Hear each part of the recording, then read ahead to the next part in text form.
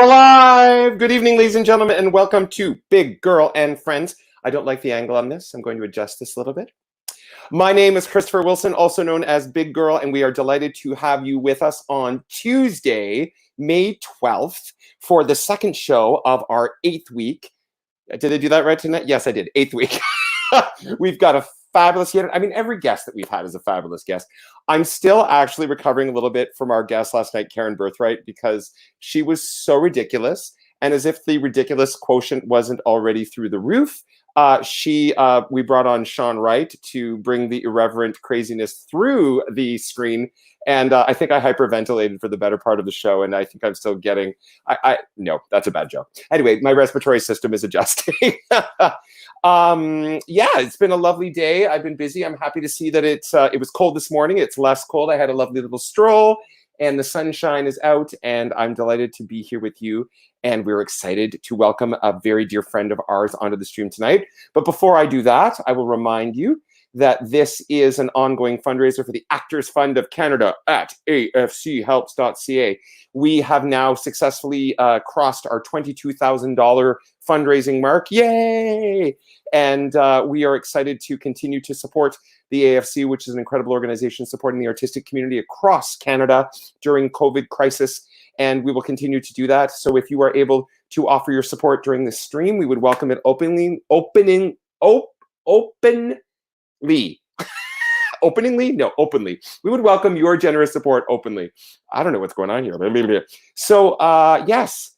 So let me invite to the stream, and maybe my mouth will clear itself out, my dear friend, Associate Director of Toronto Musical Concerts, my best buddy and co-host, Mr. Ryan Kelly. Oh, hey, everybody. Christopher, don't count on me to get the marbles out of your mouth, friend. You got to do a warm-up. Did you do your lip trills and your yeah.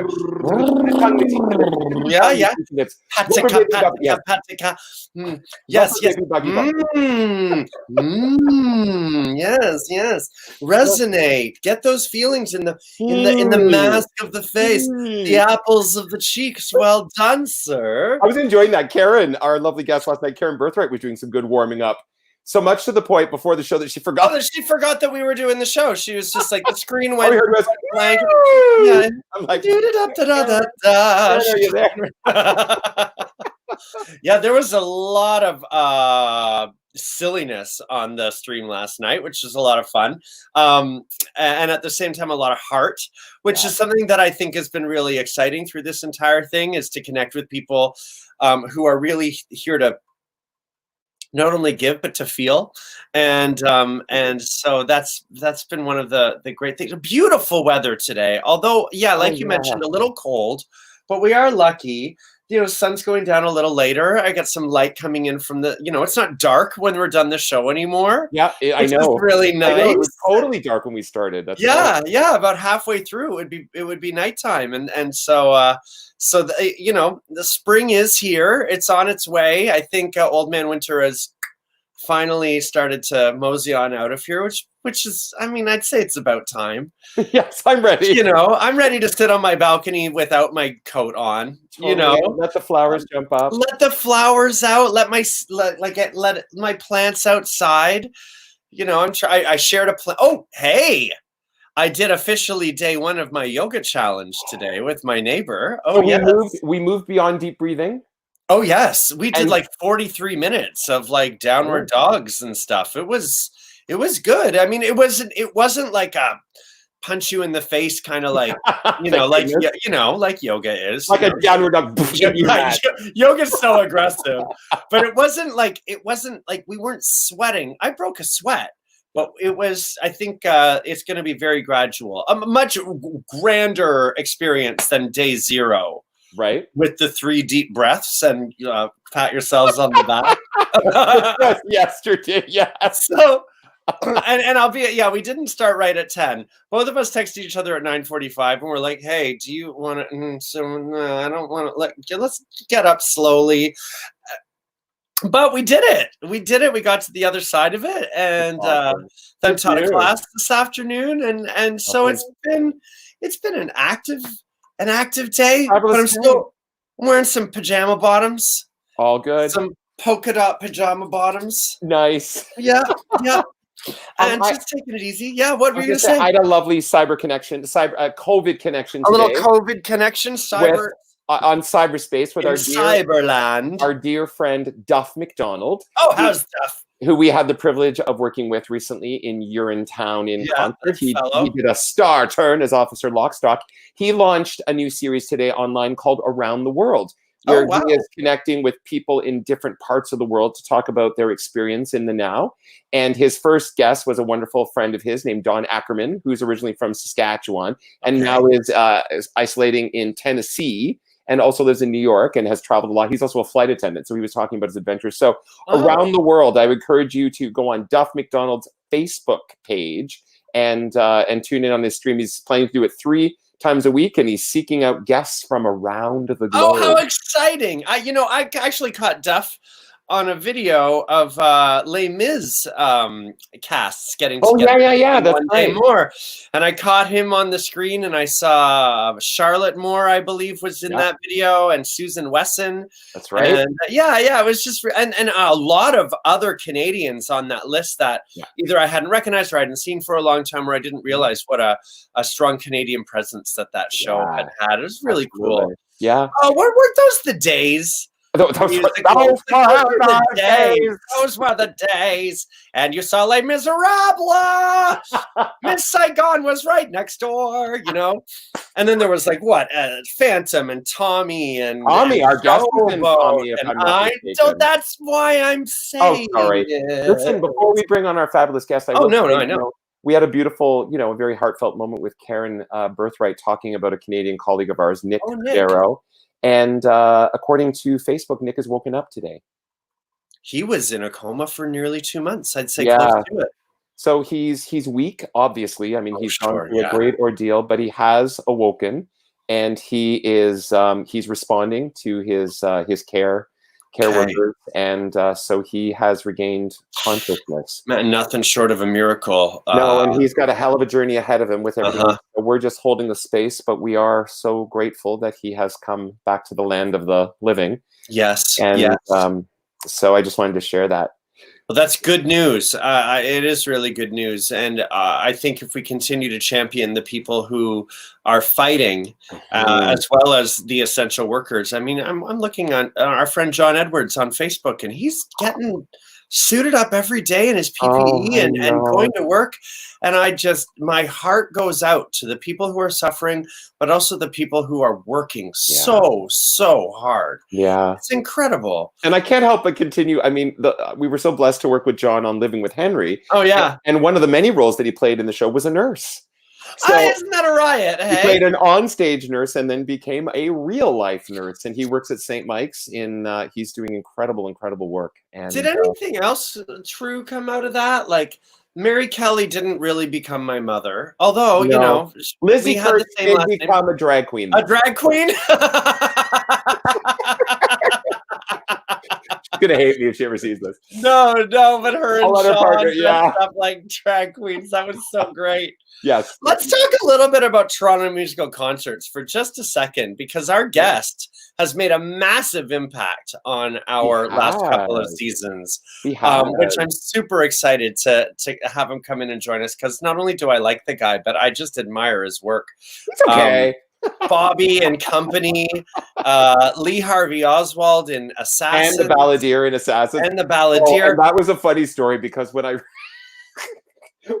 reached up to Jeff to ask him if he would be a part of our Assassins project, he was like, yeah, I already know the role, because I did it with he did it with Talking Street and Birdland. And I was like, I didn't remember that. And he was like, I'm so glad my performance was so memorable. And I was like, oh, Christopher. Well, I'm glad I remembered that he was in Tommy and in some of our sorry, I just saw Merle's comment that Josh was on the Les Mis video. And I know Josh. Please tell him I say hi. It was a cool video. But Jeff, man.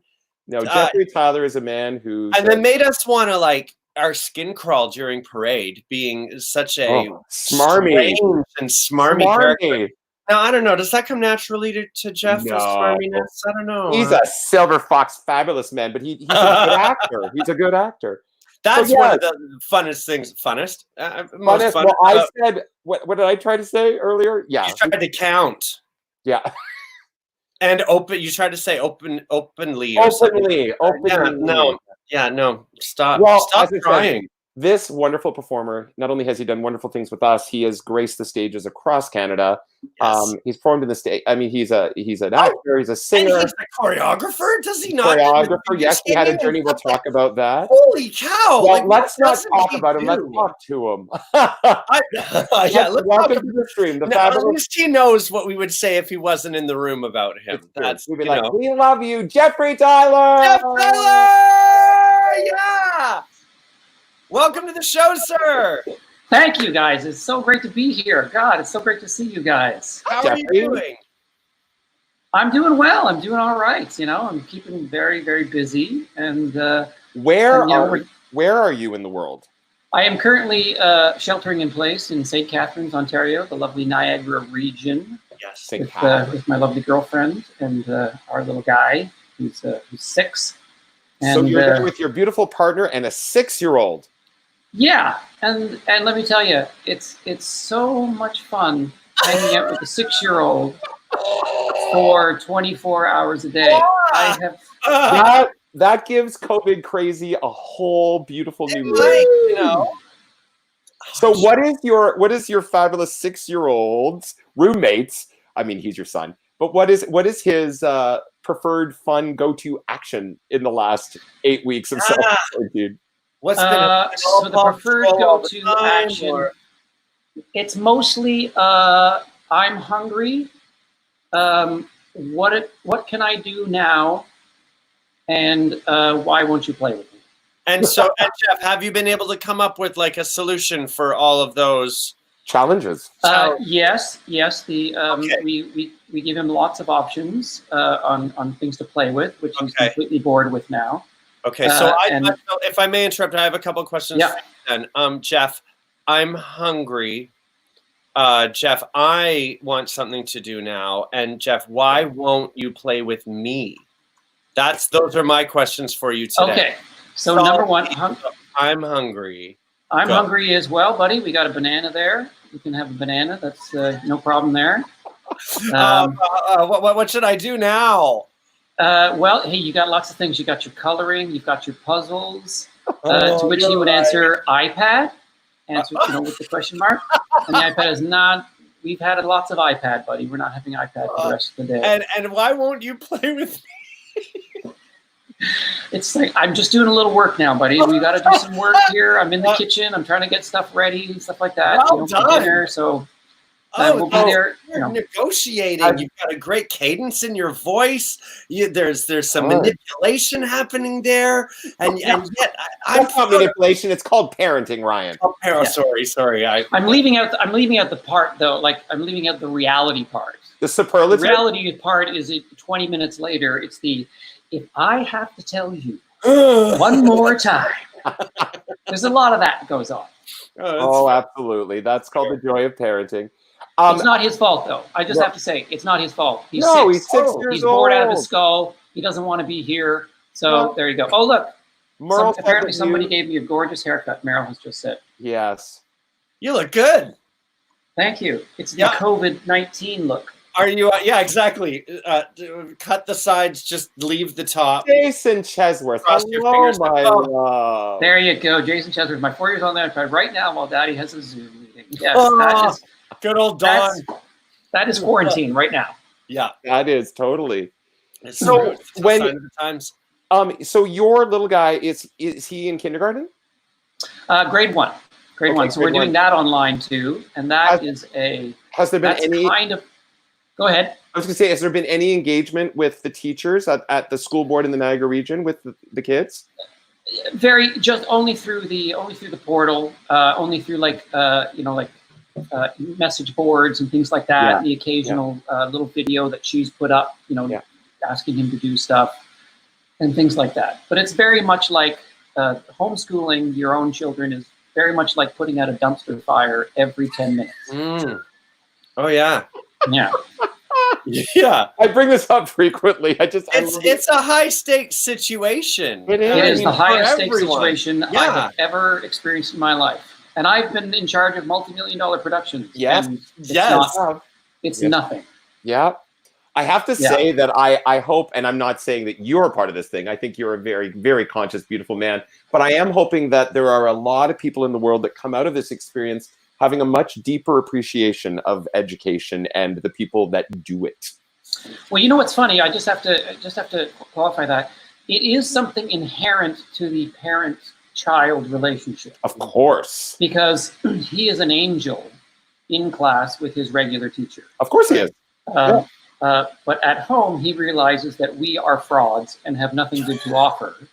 And so he's going to call us out on that every minute. He's going for the educational jugular. He's like, exactly. That's my scene in company. And now I have to say, though, he's doing really well. He's doing really well. He's reading at an excellent level. His comprehension is really good. So it's coming together. I mean, it's, as I say, it might be pulling teeth, but he's getting there. It's nice to see. So what's one of the most joyful things that the three of you have done as a family during the last 8 weeks? You know what? When we get to go out, like when we go for a little walk, we've got our dog Maddie, and when we get to go out in the sunshine, it's just sort of like everything kind of evaporates for a minute. Mm-hmm. Yeah. We often will have game night. Great. Where there'll be rousing rounds of crazy eights, and the tile memory game where you have to flip the tiles. So there's rousing games of that, which are very competitive. Rachel's giving you love here. Oh, my lovely Rachel. God bless her. I love her. So Bobby's got trivia about the karate scene in Company. Yes. When we did the karate scene, it was Chris and Sarah Strange beating. That's right. I do remember that. So I'm up for that. So it's like side by side, hi-ya, by side. I've always wanted to do this on the talk show. By the way, is this my water? Yes, that is your water. Yeah. I didn't want to grab yours. I didn't want to grab yours by accident. Is that water, Jeff? It doesn't look like water. No, the walks are definitely very lovely when you can go out into the world and, just be responsible with the people around you. And but it is, especially when the sun is shining. Absolutely. What's the breed of the dog, the little puppy you guys have? What have you got? He's a Heinz 57, a little bit of every dog on the planet, I think. Okay. He's a mutt. But he looks very German Shepherd-ish. Oh, and cool. She's got the most beautiful, kind face, and she's the most gentle dog in the entire world. She just turned 10 like 2 days ago. Dogs are the best. Pets are the best. They are. I don't want to draw any lines between dog and cat friends. I mean, I have a pet boyfriend. I have a blanket. I have a blanket. The blanket is important. You haven't seen. Jeff has to be introduced to Han because he hasn't been on the show. He's been too busy. This is Ryan's boyfriend, Han Solo in Carbonite. Never talks back. He's quiet. He's cuddly.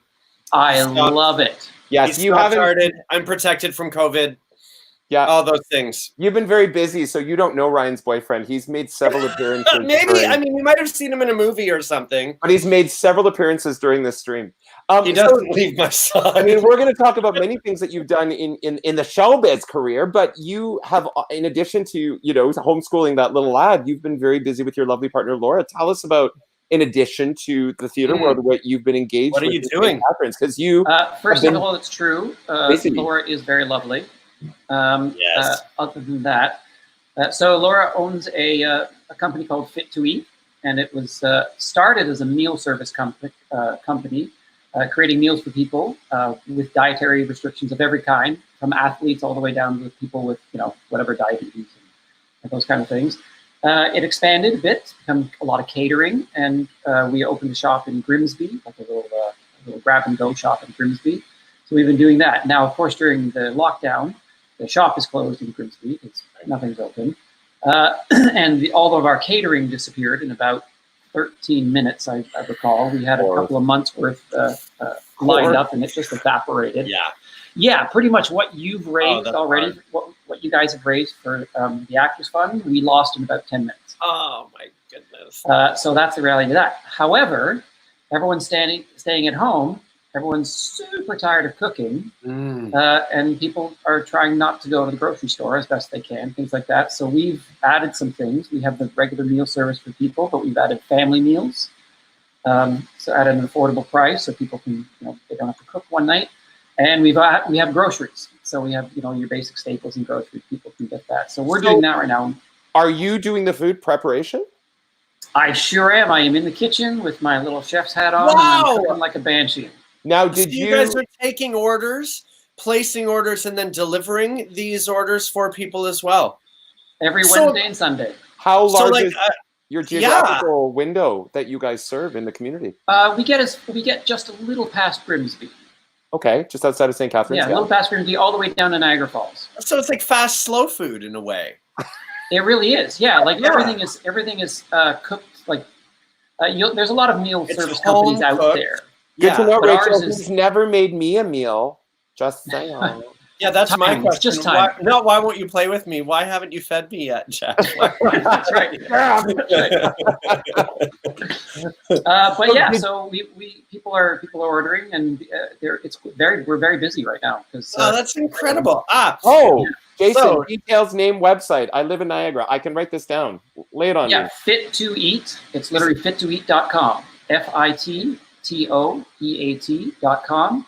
And anywhere in the little horseshoe down here, all the way almost up to Stony Creek, we can get you what you need. As I say, it's not like the frozen dinners. Like a lot of those meal service companies are kind of giving you glorified lean cuisine. Yes. We cook everything from scratch. We cook everything fresh. And it's specific to people's diets and specific to their needs. Whatever. Yeah, we have vegans. We have keto. We have people that are, low carb. We have diabetics. We have whatever. Yeah. Congratulations! That's a hugely important enterprise now. It's a service that people need. And it is keeping us very busy. I'm sure. That's for sure. We're very grateful for it. There's no question. We're extremely grateful for it. But it's just there's no rest for the wicked. Yeah. There's absolutely not. People have been touting your cooking ability. You've been making sausage with people in Stratford at one point, as I said, Rachel. Yes. So you clearly have always enjoyed culinary arts. Oh yeah, that's the thing. When I was quite young, in my early 20s, and a very poor actor, I've always loved food. But as a poor actor, I couldn't be going to these amazing restaurants and getting these incredible meals. And my personality type is to simply go, well, the hell with that. I'm going to figure out how they make it and make the damn thing myself. Good for you. And I've pretty much been doing that for 20 years. Excellent. People kind of look at it like a kind of magic. Like, oh my God, how could you do that? I'm like, well, other people have been doing it for a few 100,000 years. We've just lost that connection to that. We don't often do that, right? We don't have the connection to making things anymore. Yeah. With a bit of effort and a bit of time. I spent a lot of my time as a single man, before I met Laura, over the years, and you have a lot of time. I just thought, well, that was my other creative outlet to just sit at home. I was happy to make a huge gourmet meal for myself. You finally got it right. Yes. I could not have, a very good friend of mine, Mark Weatherly, said, you could not have picked better. Oh, that's awesome. That's amazing. Bobby said you probably weren't a poor actor, just one without money. Relatable. Yeah, absolutely. Relatable. But it's interesting because, just a little side note with Laura, and I've said this to her and a lot of people. It's like, I thought, I got to wait for the right one before, I do anything drastic and make any drastic commitments with my life. And I was getting older and older and older. And you start to have those questions like, I'm not sure it's going to happen for me. And then out of this unbelievable coincidence, I did meet her. And the point I'm making is I look back on all those years I was wondering and thought, wow, what a waste of time worrying. Right. Thanks. That's actually wonderful, sage advice. It really is. I wasted many, many years fraught waiting and worrying. And I just realized, it just comes to you when it comes. Thank you. And that's it. And And looking back, I thought, oh, I could have been so much busy doing other things other than using my brain to think about those things. You know, it's interesting how that is. But I got extremely lucky, and I waited. That's all I know how to say. Isn't that beautiful? It's incredible. This might be a good segue. I mean, you've been sharing with us, this lovely gentleman, Mr. Bill Dietrich, was asking, do you sing while you cook? And you've been sure. And you've been saying that you've been playing your guitar in the very little downtime that you've had during this COVID. Well, actually, no, it's been nice because up until the quarantine started, we were already so busy juggling everything that I literally didn't have any time. So because I'm home, any free time I do have, you know, you can't get away from each other, that kind of thing. And so for me, I'm just like, well, this is now a good time to pick up a guitar and have a little soundtrack to the moment. And so you get to sort of, it's a little mini break with everybody there. And you know what, it gives them a break because they're not listening to me yabber on. Yeah, sure. They're listening to the guitar, you know, whatever. It just, you can literally see everyone in the room just kind of goes, okay, it's nice. Yeah. Here. You know, it's a little breather. So that's why it's been very beneficial to pick it up again. Well, would you share your beautiful... Give us a breather. And I was going to say, if there's anyone tuning in this evening to enjoy the beautiful song stylings and song stylings of Geoffrey, if you're in a position to support the AFC helps before the end of our broadcast at 8 o'clock, we would most happily welcome. He's singing for his supper or for your supper. I sure am. So this is I kind of picked this song. I love this song. Yeah, Jeff, did you read this? Have a look at this. I remember the Green Door Cabaret show, all about your dubious love lives. I didn't know it was dubious. Well, okay, so just before I start, I had a little show about, I was turning 40 and I was still single and childless and poor and all those things as an actor. And I thought, this didn't turn out the way I thought it was going to go at 40. So I had this little cabaret about that. And I guess this is the act 2 of that little cabaret. Lovely. Oh, yeah, so I'm living the act 2 of that little cabaret. Yeah. So why don't you sing about it a little bit now too? Yeah. Huh? So I picked this one. I picked this song because there are no planes flying right now. Obviously, no one can go anywhere, and I'm sure people are missing family and friends and things like that. And the other thing is, let me see, where is it? It's Canadian. That's the other thing. Awesome. So it's Canadian singer. So thing. You'll probably recognize it. How's that? It's great. In the early morning rain, with $1 in my hand, with an aching in my heart, and my pockets full of sand, I'm a long way from home, and I miss my loved ones so. In the early morning rain, no place to go. Out on runway number 9, big 707 set to go. But I'm stuck here in the grass, where the cold wind blows. Now the liquor tasted good, and the women all were fast. Well, there she goes, my friend. She's rolling now at last. Hear the mighty engines roar. See the silver bird on high.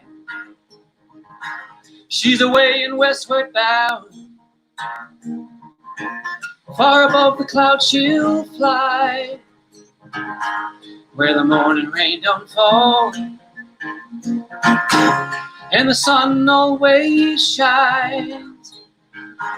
She'll be flying o'er my home in about 3 hours' time. This old airport's got me down. It's no earthly good to me. 'cause I'm stuck here on the ground, as cold, drunk as I can be. You can't jump a jet plane like you can a freight train. So I'll best be on my way in the early morning rain. In the early morning rain, with $1 in my hand and an aching in my heart, and my pockets full of sand. I'm a long way from home, and I miss my loved ones so. In the early morning rain, there's no place to go. Oh, thank you, Jeff.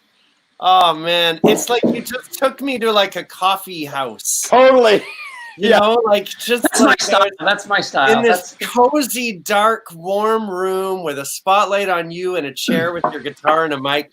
It was really intimate, really, really beautiful. That's great. Thank That's my Thank style. you. That's if I was born in another time. That's if I was born, you know, in the time where I could have been alive and, you know, a grown man in the '60s. That's what I would have been. I would have been following, you know, Joni Mitchell around and everybody. Been hanging out in Yorkville at the Fiddler's Green. Yeah, absolutely. That's amazing. Tell us about your upbringing, because admittedly, for all the years I've known you, I don't know a lot. So I get to ask online for YouTube posterity.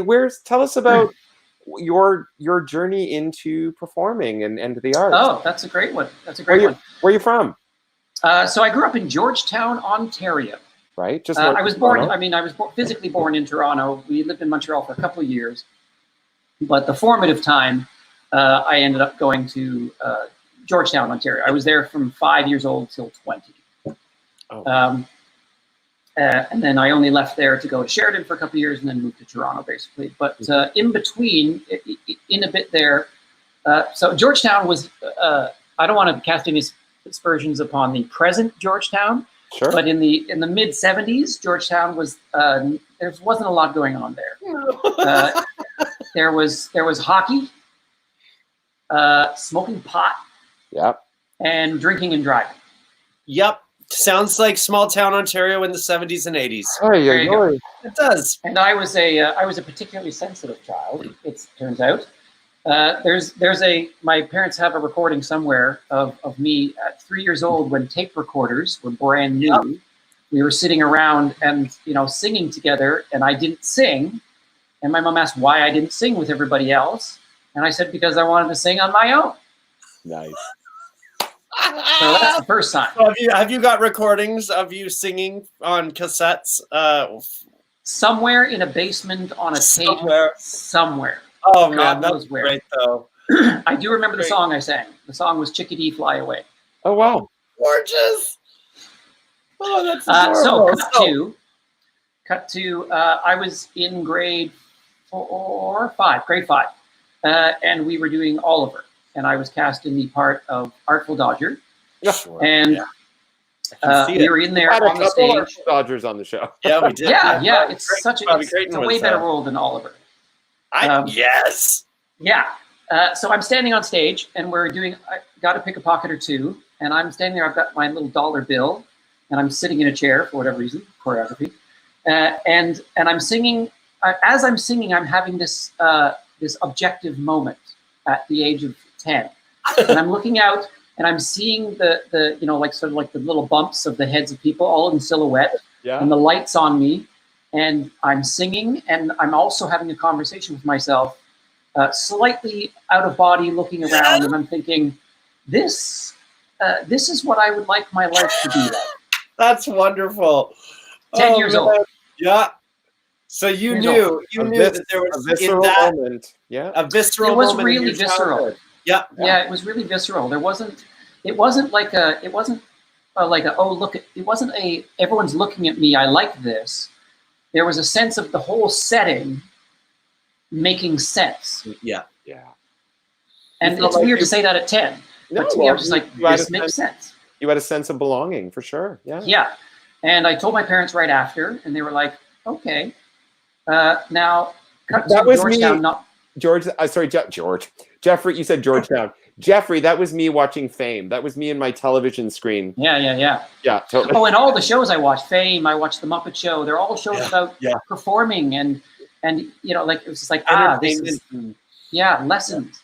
So cut to just before high school is happening. I'm not having a good time in Georgetown. Georgetown is it's very bad for me at this point. It's eating your soul. But it's to a clinical degree. I'm having a lot of problems, and the only thing that's really making me happy is performing. And my parents, I think, are at the end of their rope at this point. And they heard of somebody going to this new high school in Toronto that was for the performing arts. And a girl from our town was driving in every day. And plus we had the GO train and all that kind of stuff. So they did their magic and wrote letters and said, could we arrange for him to go there?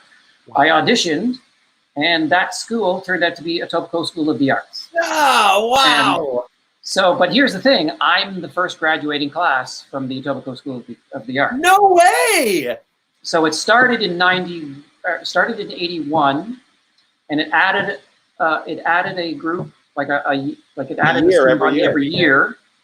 So I got there in 83 when there were still only 3 grades. So when I graduated in 1987, my grade 12, I was the first full group to graduate. That is amazing. So you did 3 years at ESA? 4. I did all 4. I actually ended up doing 5. I did a little elective. I didn't want to go. And that would probably line you up with around the first year at Sheridan College back then. Yeah, after that, 1988, my first year at Sheridan College, 1988. Were you similar to, I can't remember who it was, but it's Mark Cassius who talked about the portables and doing classes in the portable. Were you in the portable years at Sheridan? Yes, the hornet-infested The hortables. Yes, the ballet bar at 9 a.m. on January where you could see your breath. Wow. Oh, yes. And who did you storm through the portables with? Who were some of your classmates at Sheridan back in the day? Well, direct classmates, the only 2 that are left. Well, I don't. Left? You mean in the business? Yeah, like still pursuing the business. I think the only 2 people that were in my direct class that I can think of it's me and Shelley Simister. Oh, Shelley. Okay, yeah. What a funny woman. Oh my God. Oh, yeah. Powerhouse. Now I hope I'm not getting that wrong, but I'm pretty sure most people have gone on to artistic type careers. Yep, sure. Yeah. In the interim, or creative at least, but I think we're the only 2 sort of active in the business. But I mean, when I was in first year, like Paul McQuillan and Liz Gilroy and Sharon Matthews and David Connolly, they were all in 3rd year. So wait, when did you finish? Oh, I graduated. I was out of there in 91. Okay, all right. I'm super old. Jason Chesworth would like to know, however, what brand of moisturizer you use, because clearly you don't look very old. You have really good skin. Just the love of a good woman. That's it. I don't get it. No, he's eating well. He's eating well. Oh man, I'm never gonna get the nicest skin as Jeff Tyler in that case. Well, you guys made your choice, didn't you? I know. I hear it's a choice. That's all I'm saying. And I'll call me big girl for nothing. Oh my God, that's funny. Oh, that's funny. So then, Jeff, go, Chris. No, exactly. That was where I was going. Out of Sheridan, what was it? You know what? I've never told this story because it's never really come up. But I was extremely fortunate out of Sheridan. I think that was one of the last times I was fortunate in this way. Mm. But I was offered. I think I was out for a year, and I was offered Shaw and Stratford within like 4 weeks of each other. Wow! And I had to choose, and I thought, this is crap. Why do I have to choose between these 2 cool things? Now I chose Stratford because they had technically asked first. Yeah. And I don't know. It was Stratford. And I just thought, okay, I knew Shaw was great, but there was just something magic about Stratford. And so I said yes to that. And it was actually, go ahead. I was gonna say, if I can briefly interrupt you, same thing. I was like between my third and last year of school, and I booked Stratford and the first company of Beauty and the Beast in Toronto without an agent. And the thing is, I chose Stratford as well because they said yes first. And I would have had to have quit school. Nice. But same thing, beginning of my career with like these two huge offers, and then downhill. No kidding. God, well, I remember that. It was like either work at like Solar Stage doing lunchtime shows for kids, or doing a puppet show at Ontario Place. I was like, what do I do? Glamour. What glamorous. do I do? Very glamorous. So you have a Dora and I don't, so don't complain. Okay. Yeah. So anyways, what happened was, though, I did make the right choice because it turned out I went to Stratford and I was the first swing that Stratford ever had. Wow. They didn't do swings before that year that I was there. Wow. And then you have paved the road for Canadian theater. I didn't pave the road. I just was the first. PSA and portables and Hornets and then swinging at Stratford. Swinging, that might have been his dubious love life cabaret. Hey, I don't know. I don't know about what green door he's got on the back of his building. So yeah. So it was an extraordinary year. I did That's incredible. I was all three theaters. I was at the Tom Patterson, the Avon, and the Festival Theater. I was in 3 different overs. I was in a Shakespeare, a Chekhov, and HMS Pinafore. Yeah. I was working with Brian Bedford and Colin Fiore my first season. I was working with Brian McDonald my first season. I was working with God, I can't remember Joe's last name now. He was he ran the Guthrie in Minnesota for years and years and years. Irish director, like all these like huge people. Like it was, I got to work with Kate Reed. I got to work with Michael Langham. It was a who's who.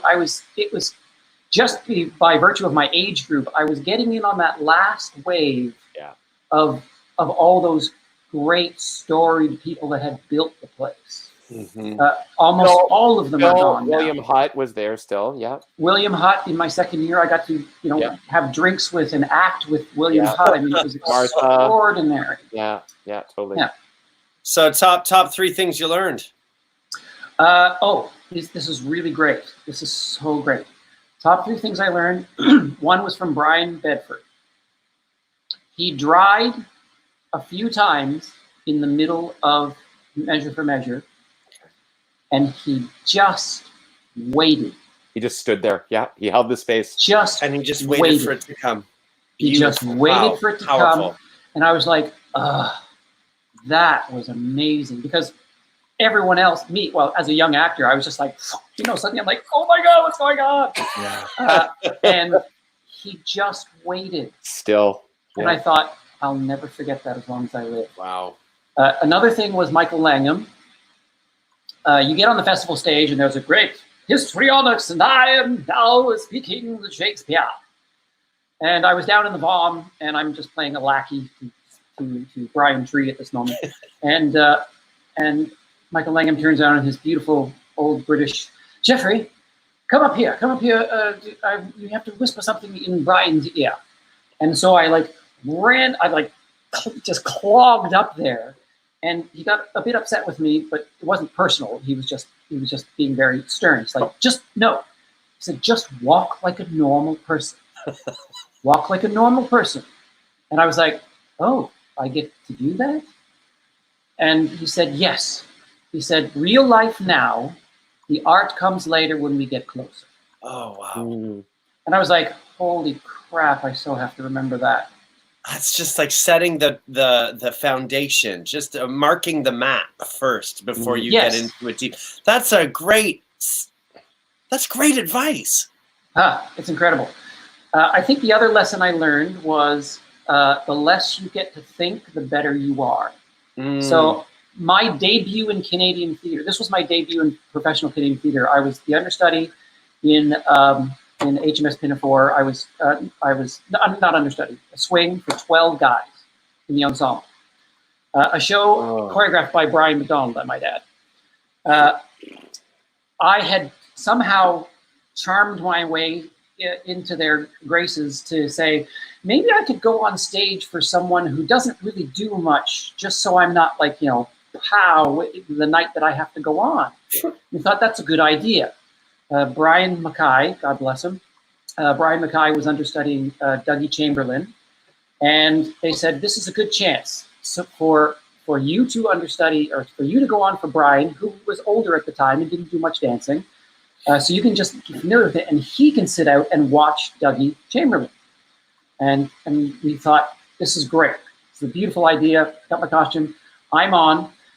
I'm having a great time. Halfway through the finale of Act 1, Tim French, the dance captain, and the person who set the show with Brian, one of the most dancier dances, sprained his ankle. So now at intermission, I have to go on for Tim, who I haven't rehearsed. It's been written in my book, and I've, tried my best and stuff like that, and all the choreography. But so in 15 minutes, I had to then go on for Tim French. Wow. And do all the heavy dancing in Act 2. Yeah, of course you did, yeah. I'm 22. This is my first equity member contract. And I'm on the Stratford stage in a Brian McDonald production, and now I have to play a track that I haven't even looked at because I had no time. And at one point, I was standing on stage, and we were all in a lineup, and I'd made it to my spot in line, and there was going to be a break. And when that break happened, everyone mixed up and then got back into a new line. Right. And Doug Adler was standing beside me, and I said, I don't know where I stand in the next group. And Doug Adler said, I know. And I said, okay. So the group broke up. Dougie Adler grabbed me by the shoulders, hoisted me over to this position, and then went into his place. Yeah. And then I just kind of looked down the line a bit. I was like, thank you. He was like, no problem. And then we went on with the number. Amazing. Wow. But what happened was, and this is the lesson, I didn't get nervous. I didn't get scared. I didn't do anything. A switch went off in my head that I wish I had control of this switch every day of my life. Yeah. That said, what are you going to do? Yeah.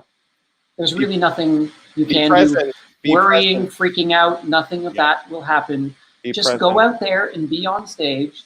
And if you're not in the right place, nobody's going to know except you, or you can just get to your place. Yeah. And it was the calmest I think I've ever been.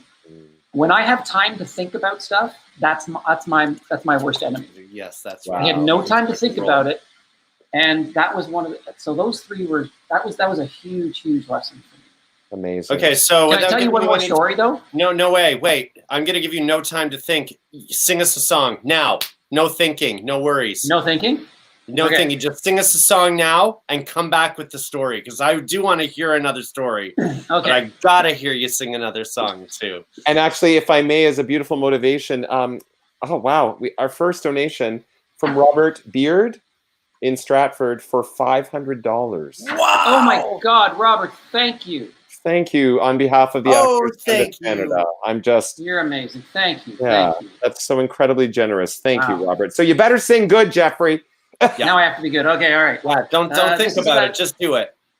This is kind of what I imagine it's going to feel like when the long quarantine is over.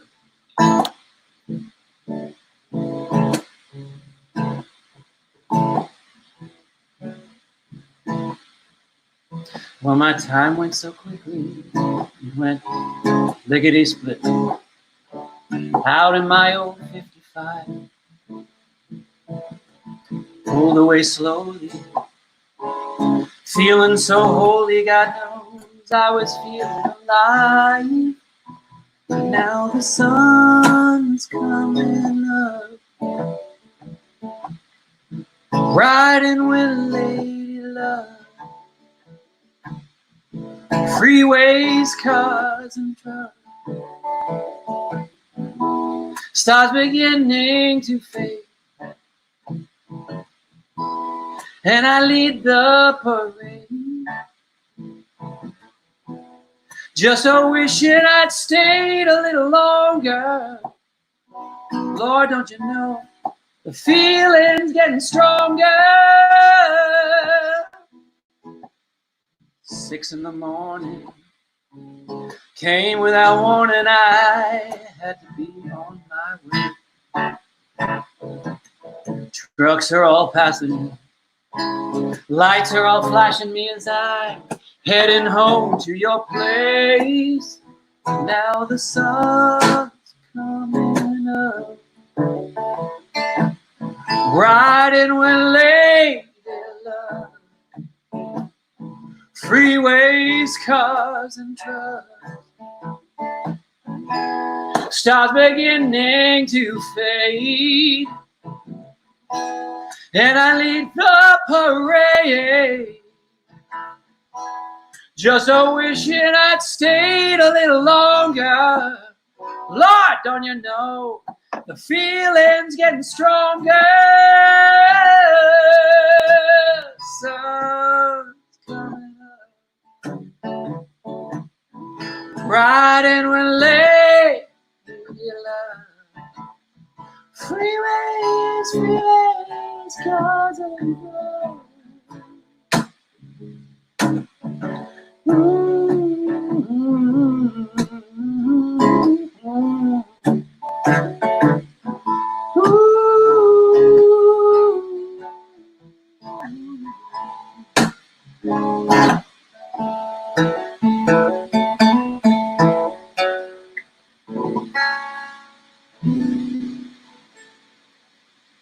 Oh man, you are so easy to listen to and talk to.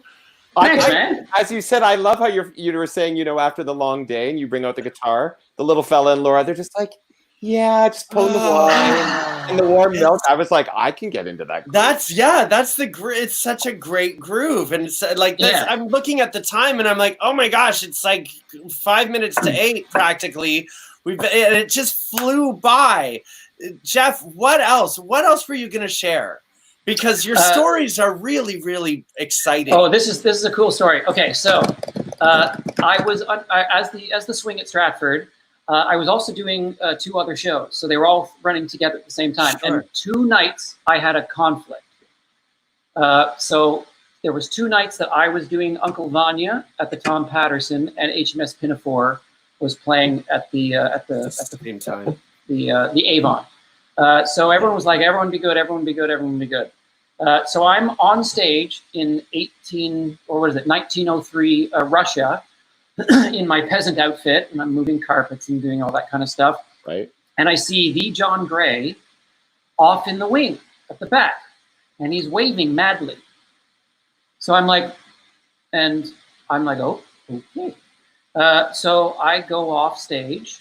She's like, yeah, buddy. Okay, buddy. So Alan Craig has sprained his ankle, and you got to go on an HMS Pinafore. I'm like when? And he's like now. So they put me in a car, and I went over to the Festival Theater, and someone was waiting at the stage door with a costume for me. The costume went on me, and I literally just walked on stage into Gilbert and Sullivan and took my place in line with the other boys, and literally 5 people were like, whoa, where did you come from? I'm like, hi. And then I just did the rest of the show as Alan Craig. That's incredible. Yeah, it was a bonkers season. It was a bonkers season. Well, and then that was my first season. That was my first professional gig. How long did you stay at Stratford? I only stayed at Stratford for 2 seasons. And then did this move into your downtown Toronto work then after that? That's right. Then I did Napoleon. I did Tommy. Yeah, you were also in Napoleon. That's right. That's right. You weren't that guy who was stuck holding that crown up in the air and the freeze. I was not. I think that was Milo Chandel. Yeah, Milo Chandel had to hold that crown for like 4 hours. Poor bastard. Oh man. But no, I went there. After that, I went to the West End, and I was in the West End for a couple of years. I didn't know you were in the West End. Yeah, I did Tommy in the West End. Oh, how exciting! Jeez. Yeah. Jeff, man, look, I learn something new about you every time we do a show. I learn something new about you every time we sit down and discuss character and tear apart script, which is like my favorite part about working with you. Yeah, I love it. And then now we're sitting here, and I know an entirely new man as well, learning about your history. I've been very lucky. Every moment I spend with you, I like you more and more and admire you more and more. He likes you. But I have such admiration for you as well. What an incredible journey you've had. I think you're just awesome. Rachel. One more hour of Jeff. Yeah, I could watch another hour of this. This is wonderful. At this stage of your career, Jeff, I mean, you're in this beautiful partnership with lovely Laura, and you're being a dad, and you're diversifying your artistic career with, providing beautiful nourishment for people in the community. Is there something that you would like to include in your career path for the next little while? Is there something that you have not embarked upon? Right, because we haven't even talked about skating. Like, we didn't even talk about the work you've done for ice dance and sports. Like, so yeah, okay. So here's like a little snapshot. Crazy thing. I've had a varied career, which I love. Which I love about it. Sometimes it's I don't follow trends very well, which sometimes. I think I would be a wealthier actor if I followed trends, but I don't. I've always kind of been in it for the love and have hoped to make money, but that doesn't always come. But I've been very lucky to love it and have extraordinary things. But I was doing the panto in Toronto, the Ross Petty panto, and the guest star was Kurt Browning, and we struck up a great friendship. And we just liked hanging out and just drinking beers and having fun. And just one day he asked me if he could give me some sort of Gene Kelly, Fred Astaire help with a number that he wanted to do. And I thought, there couldn't be anything more exciting or interesting to do than that. Yeah. And it went well. We had a great working relationship, and people liked. I was basically directing. I was a dramaturge and a director for skaters as well as a choreographer. Right. I was marrying the musical aspect of getting people to understand music, the acting aspect of you have to connect with this. Yeah. And then also just the dancer side of me was like, okay, you got to finish those lines. Like, you got to finish those lines. You got to, don't just take that line and hold it. Like, it's got to live and breathe. So all this experience kind of came in handy. So I was kind of known as like a finisher. I would help to choreograph, but what I really did well was finish programs. And really make them presentable. And it led me to a lot of great things. Mr. Finesse. Yeah, a bit of that. Well, and this took you to the Olympics, did it not?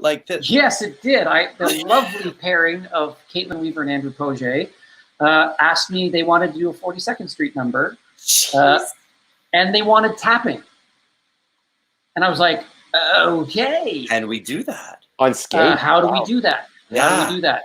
How do we make it a figure skating number that is that sort of is an homage to sort of like 42nd Street, this Busby Berkeley era sort of thing? Yeah, I didn't want it to. I wanted people to go, oh, there's like it's figure skating, but they're kind of. I wanted you to forget for a bit that they were figure skating and think that they were doing it. So I worked with their main choreographer to do this. It wasn't me all on my own. And we just worked it out. And me and Naomi Costain, God bless her, we went into the studio and we made tap sounds. And then I recreated the physicality of those moves on the ice. Right. So their feet are moving in the proper way to make those sounds. They weren't just random sounds. Right. They were just using their upper body up down to their ankles to make it happen.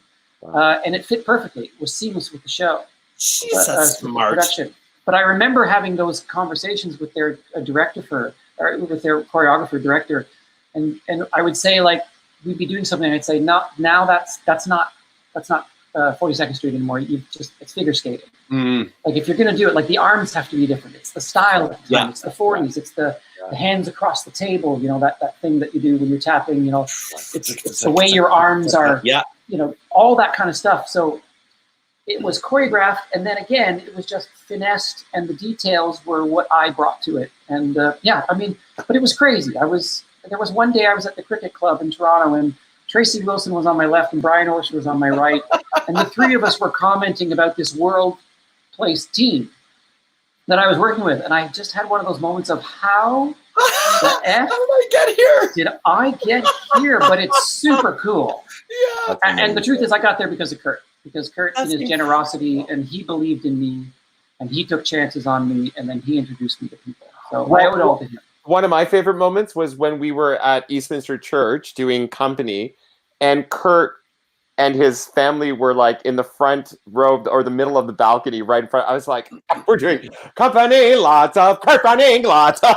I was like losing. I was like, oh my God, it's good morning. Anyway, so yeah. I love that. And Lisa Kish, who's one of the most calm, cool people.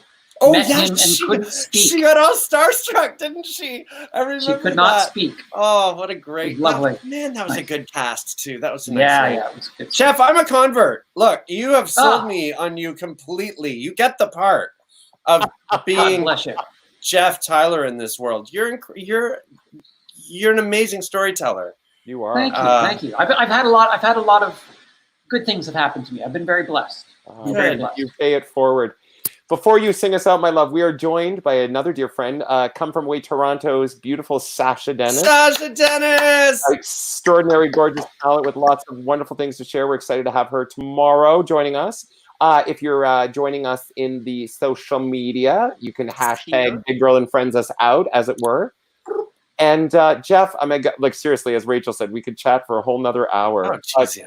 Would you sing us out of this beautiful second show of our 8th week? Yes, absolutely. I'm very grateful to. Very grateful to be on. Very grateful to see you guys. Very grateful to have this opportunity. Really, it's lovely. This has been such a lovely. So this is this third song. I actually wrote this song in Winnipeg. My first time in Winnipeg in 2001 on Canadian original. Beautiful. Yep. And I remember writing it, thinking, this is the kind of song. This is what I want. This song that I'm writing, this is what I want, and hopefully someday I'll get it. And now the lovely Miss Laura, who's upstairs, she's the one I turns out I wrote it for, and I had no idea. That's so let me see if I remember it, because it's been a while since I played it, but I just thought it would be nice. I just wanted to pay tribute to her because she's changed my life for the better in every way possible. I had a great life before, but she's given me so much more purpose and wonderful. Well, we adore Laura. Used to give her a big hug. Yeah, she's amazing.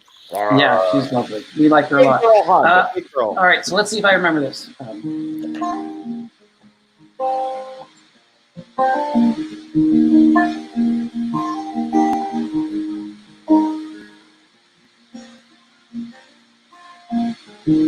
Just another ordinary, lazy day. Sitting on the sofa in our ordinary way. Just another ordinary makeshift afternoon. Like ordinary me and ordinary you. Seems like only yesterday we were on our own. Wondering what to do with all this time we had alone. Wishing something extraordinary might come true. Like ordinary me finding you. I wonder where the time has gone, or what a typical thing to say. As we sip from our coffee cups in that typical kind of way. But I wouldn't trade a moment of the extraordinary chance I've had to be. Good old ordinary you and ordinary me.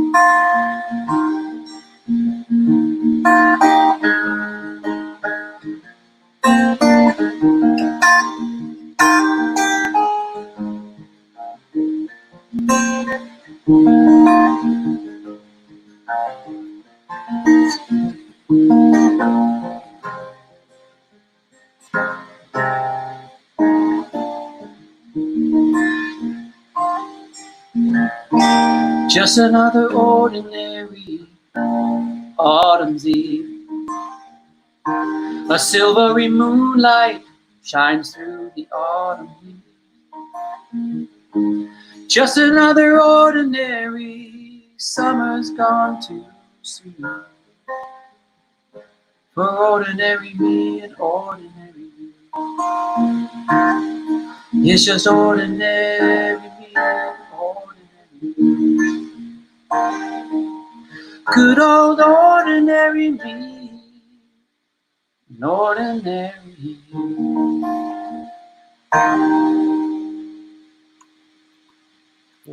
Man, you are extraordinary, sir. That's That's a a beautiful thing. beautiful song. beautiful I hope song. you recorded it. So lovely. Yeah, I've recorded it before, over the years. Yeah, Oh, it's there somewhere. I just like. I know, isn't he just the epitome of easy listening and easy looking and easy Dreamy. storytelling? It's just a dream. Dreamy. Sir, thank you so much. More often. Ah! Jeffrey, thank you so much for joining us. Thank you for sharing your beautiful I content. just have to do one little tribute to my girlfriend's mother. This is a tribute to my girlfriend's mother when we're FaceTiming. That's what she got it. She has a beautiful chin. Or this one. Oh yeah, yeah. And then and then on good days it's this. Oh yes, yes. You don't know this.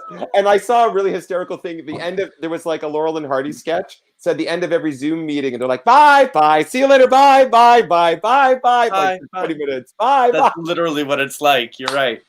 Jeffrey, your spirit, your musicality, your authenticity, you're just a lovely, outstanding man, and we love you to bits. We're welcome. Thank you. We're honored to call you a big girlfriend. And thank you for joining us. And thank you to beautiful Robert for his incredible generosity tonight. Wow. Oh, God. Thank you, Robert, for your generosity. Yeah, so extraordinary. Wash your hands. Absolutely, Jason. Wash your hands. Thank you, Jason. Wash your hands. Love it. Thank you, guys. I love you guys. Thank you so much for having me on. Thank you for what you guys are doing, too. This is amazing, Chris. This is a lovely thing. I'm so glad that, and I'm honored to be a part of it, really. Well, it was great. Well, Jeff, you stay put. We're going to take a family photo after we roll the credits. So you stay put and we'll wrap up independently. Everyone else, we love you. See you tomorrow at 7 o'clock. Good night, everyone. Dennis. Good night. Bye. A time like none we've had in the past. Stuck in your home